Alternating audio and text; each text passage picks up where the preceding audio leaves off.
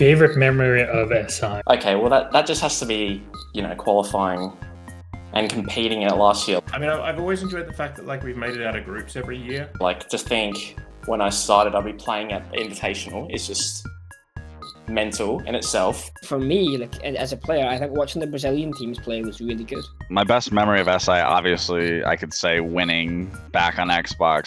The ones that obviously stick out the most are Europe actually winning, but it feels so long ago at this point. Like I said, I could easily just say winning, but I don't want to just do that. That kind of sounds boring. Now, favorite memory is winning SI 2020 for sure.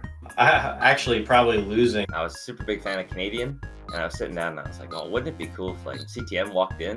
Losing to G2 in the quarterfinals of SI 2019. That tournament, they only lost one map the whole way through group stage and playoffs, and it was to us. And just as we were about to leave the restaurant, CTM walked in. I was like, oh my god, that's CTM. Watching the orchestra rehearse the Six Invitational theme song. The drums started going in that Six Invitational theme, and honestly, I shed tears. When you're all in the arena hanging out with all the players just as friends and sort of just being in this empty arena and listening to the music and watching it, and it's sort of that SI theme song is very special to like a lot of players. And Dizzle has tagged me in a photo where he's like far off, and it's a photo of me holding one hand to film the orchestra and the other hand is doing this.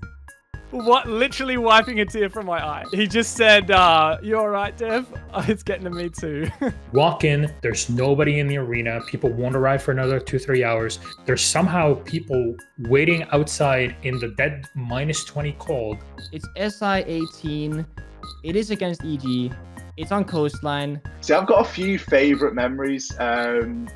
Not always necessarily surrounding the gameplay. Fabi and I, we had like 2 or 3 rounds, pretty much back to back, clutching like 2v4, 2v5 on defense. If there was anyone I could choose to be in a 1 versus or 2 versus X situation with, I would always pick Fabian. Yeah, winning that event, the moment we lifted the hammer. For us as a team back then, we weren't really considered as big of a threat as obviously we are now. And they kind of like really put us on the map. And as everything's being set, people start coming in, the music starts playing, the lights turn on, everything goes up, and you're sitting here like, oh my god, it's actually happening.